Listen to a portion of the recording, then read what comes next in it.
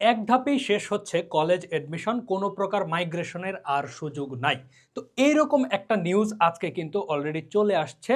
তো এই মুহূর্তে তোমরা যারা চিন্তিত যে এখন তাহলে আমি কি করব, প্রথমবারেই যদি আমি একটা ভালো কলেজ না পাই তাহলে পরবর্তীতে কি আমার খারাপ কলেজে পড়তে হবে বা তুলনামূলক কম মানের কলেজে কি আমার শেষ আশ্রয় হবে, এই রকম চিন্তায় যারা আছো, এখন এই নিউজের পরে তোমাদের কি করণীয় আজকের ভিডিওতে আমি তোমাদের সাথে আলোচনা করব। তো তোমাদের সাথে আছে আমি নাফিউস সামাদ আবির, পড়াশোনা করছি ঢাকা বিশ্ববিদ্যালয়ে, আর আমার কলেজ ছিল ঢাকার রাজুক উত্তরা মডেল কলেজ। তো এইরকম যখন মাইগ্রেশন থাকতেছে না বা হচ্ছে কি এক ধাপেই শেষ হয়ে যাচ্ছে, এক ধাপে বলতে আমি আগে ক্লিয়ার করে দিই তোমাদেরকে যারা এখনো নিউজটা দেখো নাই। তুমি একবার আবেদন করবা, কলেজ চয়েস দিবা, সেই অনুযায়ী তুমি যেই কলেজটা পাবা সেইটাতেই তোমার পড়তে হবে। আগে যেরকম ছিল তুমি কলেজ চয়েস দিতা 1 2 3 4 5, এইভাবে 5 নাম্বার কলেজটা যদি তোমার আসতো, বাই এনি চান্স যদি ভবিষ্যতে গিয়ে 4 নাম্বার কলেজে হচ্ছে সিট খালি আছে তাহলে তোমার মাইগ্রেশন হইতো। এইবার আর সেই সুযোগ নাই।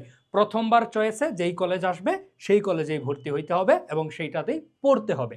আর যদি তুমি বাই এনি চান্স কোনো কলেজেই না আসে, তোমার প্রিফার্ড কলেজে আসলো না, তখন আবার নতুন করে তুমি আবেদন করতে পারবা, কিন্তু সেটা কিন্তু মাইগ্রেশন আর হচ্ছে না। তো এই ক্ষেত্রে তোমার জন্য সবচেয়ে ভালো বা তোমার ড্রিম কলেজ তুমি কিভাবে পেতে পারো সেইটার জন্য তোমাকে কয়েকটা ধাপ ফলো করতে হবে।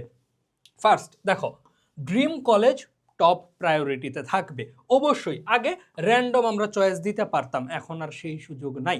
যে এখন প্রত্যেকটা সিরিয়াল ম্যাটার করে, তোমার ফার্স্ট চয়েস কোনটা, সেকেন্ড চয়েস কোনটা, থার্ড চয়েস কোনটা, ফোর্থ চয়েস কোনটা, একদম অবশ্যই এটা ম্যাটার করবে।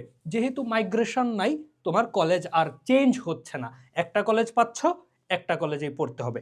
এই ডিসিশন নেওয়ার কারণ মূলত হচ্ছে কি, কলেজ ভর্তি অ্যাডমিশনটা যেন খুব লেংদি না হয়ে যায়, খুব দ্রুত যেন ক্লাস শুরু করে দেওয়া যায়। তো অবশ্যই তোমাকে যেটা করতে হবে, তোমার ড্রিম কলেজকে প্রায়োরিটি দিতে হবে। প্রত্যেক মানুষেরই একটা ড্রিম কলেজ থাকে।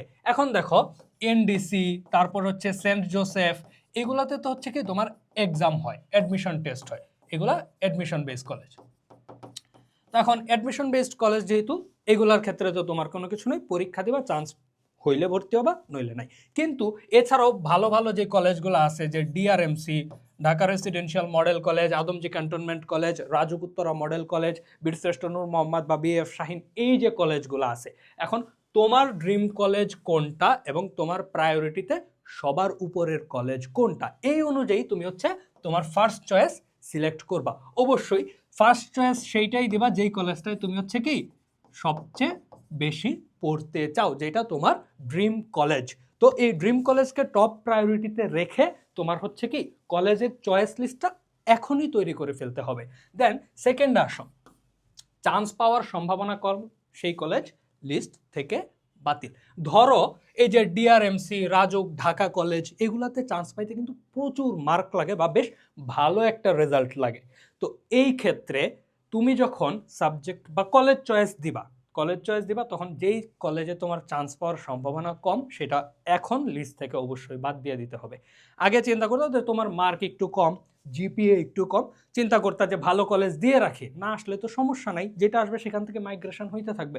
এখন কিন্তু মাইগ্রেশনের সেই সুযোগটা নাই। তো তোমার চয়েস লিস্টটা হইতে হবে খুবই ক্যালকুলেটেড। যদি প্রপারলি ক্যালকুলেটেড না থাকে তাহলে দেখা যাবে যে প্রথমবার আবেদনে কোনো চয়েসই আসা নেই, সেকেন্ডবার আবেদনে তোমার তখন কি করতে হবে, তুমি চিন্তা করতেছো ফার্স্টবারে আসলো না, সমস্যা নেই, সেকেন্ডবার আবেদন করার সুযোগ আছে। সেকেন্ডবারে তো তোমার যেই কলেজটায় ফার্স্টবারে আসতো সেটাই তো অলরেডি সিট ফিল্ড আপ, তখন তুমি ওই সুযোগটাও হারাবা। তো এই জিনিসটা মাথায় রাখবা, যেইটাই সম্ভাবনা কম সেই কলেজটা লিস্ট থেকে একেবারে বাদ দিয়ে দাও ভাই, ওই কলেজটায় আশা করে লাভ নাই। কারণ দেখা গেল একটা ভালো কলেজ লিস্টে রাখতে গিয়ে, বা যেটা তুমি পাবা না এরকম একটা কলেজ তোমার চয়েস লিস্টে রাখার কারণে, যেই কলেজটাতে তুমি চান্স পাইতা সেইটার সুযোগও ক্ষেত্র বিশেষে চলে যেতে পারে। তো এই জিনিসটা মাথায় রেখে যেখানে চান্স হওয়ার সম্ভাবনা কম সেটা বাদ দাও। এখন কথা হচ্ছে তাহলে কিভাবে কলেজগুলা চুজ করব। তোমার যে রেজাল্ট আছে, তুমি তো জানো এখন তোমার জিপিএ কত, তারপর হচ্ছে কি তোমার মার্কস কত।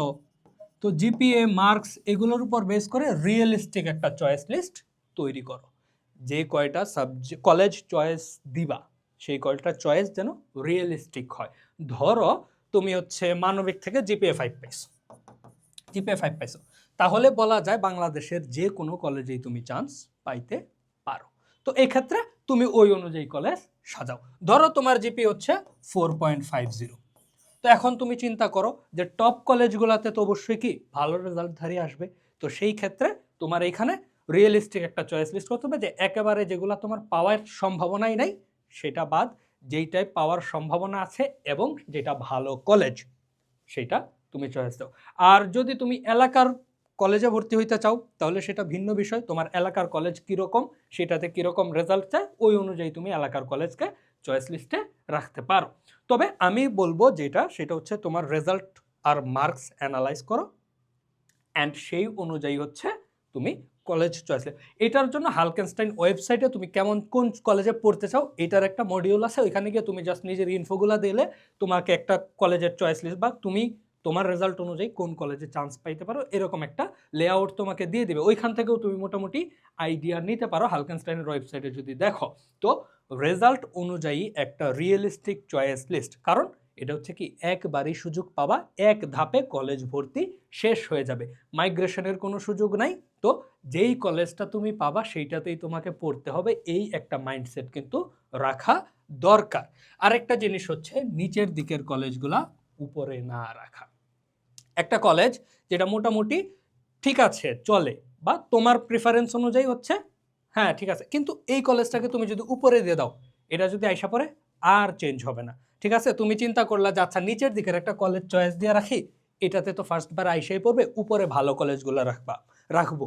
এই টেন্ডেন্সিটা আগে স্টুডেন্টদের ছিল আর কি, যে হচ্ছে কি তুলনামূলক একটা দুর্বল কলেজ হচ্ছে ওরা চয়েস লিস্টে ঢুকায় দিত আর উপরে হচ্ছে কি ভালো কলেজগুলো দিয়ে দিত, যে বাই এনি চান্স যদি মাইগ্রেশন হয় আমি বাই ভালো কলেজে চলে যাব। তো এখন তো এই মাইগ্রেশনের সুযোগ নাই, তো নিচের দিকের কলেজগুলো উপরে না রাখা, যেই কলেজটাতে তোমার পড়ার ইচ্ছা কম ওইটাকে নিচেই রাখা, তুমি যেটাতে টপ প্রায়োরিটি সেটা উপরে দিবা, তারপর রেজাল্ট অনুযায়ী তুমি যেই কলেজগুলো পাইতে পারো সেই কলেজগুলোর লিস্ট দিবা। আর হাবিজাবি র্যান্ডম কোনো কলেজ বা এগুলা দেওয়ার দরকার নাই, কারণ দেখা গেল যে তুমি নিচের দিকের একটা কলেজ চয়েস দিয়ে দিলা, পরবর্তীতে ওইটাতে আইসা গেল, ওইটা যদি এসে যায় তাহলে হচ্ছে কি তোমাকে ওইটাতেই পড়তে হবে।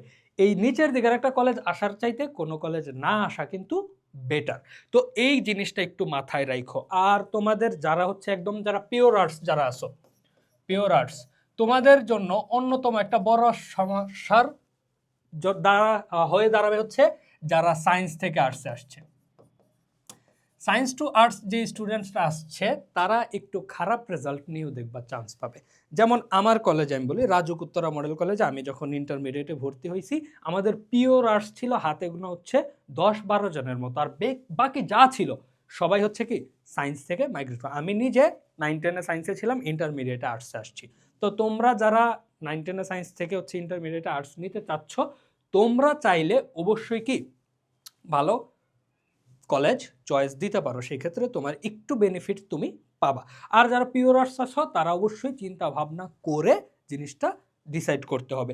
আর যারা হচ্ছে এই কলেজ এর অ্যাডমিশনের বিষয়টা এরকম সিলেক্ট অলরেডি করে ফেলছো কোন কলেজে ভর্তি হবা বা তোমার অলরেডি মাইন্ডসেট আছে, বা এই জিনিসটা গুছায় নেওয়ার পরে তুমি যদি হচ্ছে কলেজের পড়াশোনায় একটু আগায় থাকতে চাও তাহলে আমাদের একাডেমিক টু অ্যাডমিশন কোর্স আছে, এটার মধ্যে তোমার আর্টসের সাবজেক্টগুলো ইন ডিটেলস পড়ার সুযোগ আছে।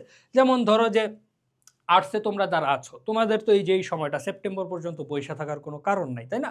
তোমার যদি কলেজ লাইফে আগায় থাকতে হয় সেই ক্ষেত্রে তুমি একাডেমিক টু অ্যাডমিশন কোর্সটা পারচেজ করে ইন ডিটেলস করে ফেলতে পারো। সকল টপিকের ক্লাস অলরেডি কিন্তু আপলোড করা আছে, যেহেতু রেকর্ডেড ক্লাস তুমি জাস্ট যেই ক্লাসটা মন চায় সেটা দেখতে পারবা, এখনই পড়ে আগায় থাকতে পারো। তো দেরি না করে একাডেমিক টু অ্যাডমিশন কোর্সটা কিনে নিতে পারো, রেকর্ডেড ক্লাস এনি টাইম করতে পারো এবং সবগুলারই কিন্তু দাগানো বই আছে, ইন ডিটেলস ক্লাস আছে, এক্সামের সুযোগ আছে, কোর্স ম্যাটেরিয়ালস, কিউএনের আইসিটি নোটস, এরকম নানান জিনিস পাবা। ডেমো ক্লাস দেখো, পছন্দ হলে ক্লাসে এনরোল করে নাও। আর কলেজ লিস্টের ক্ষেত্রে এখন তোমার কাজ হচ্ছে খুব সুন্দর করে অ্যানালাইজ করে একটা প্রপার লিস্ট বানানো, যেন তোমার কলেজ চয়েস নিয়ে পরবর্তীতে রিগ্রেট করতে না হয়। কারণ দেখা গেল তুমি চিন্তা করলে এখন আবেদনই শুরু হয় নাই, আমি আবেদন শুরু হইলে দেন চিন্তা করে কলেজ চয়েস করব। এই ভুলটা কইরো না, এখনই চিন্তা করে সুন্দর করে সাজায় নাও যে আমি আসলে এই কলেজগুলো আমার চয়েস লিস্টে রাখতে চাই, এই কলেজগুলোতে আমার চান্স পাওয়ার সম্ভাবনা আছে। এভাবে পুরা জিনিসটা সাজায় যদি এখন রেডি করে রাখো, শেষে গিয়ে আর পস্তাইতে হবে না। তো যেহেতু মাইগ্রেশন হচ্ছে না, এক ধাপেই কলেজ অ্যাডমিশন শেষ হয়ে যাচ্ছে, তো খুব দ্রুতই কিন্তু প্রসেসটা হয়ে যাবে। তো এখন তোমার আজকের আমি যে বললাম এই জিনিসগুলো একটু প্রিফারেন্সে রেখে বা কনসিডার করে তুমি তোমার কলেজ লিস্টটা সাজায় ফেলো। আর best of luck for your HSC life. So আজকে পর্যন্তই, ভালো থাকো, সুস্থ থাকো, আল্লাহ হাফেজ।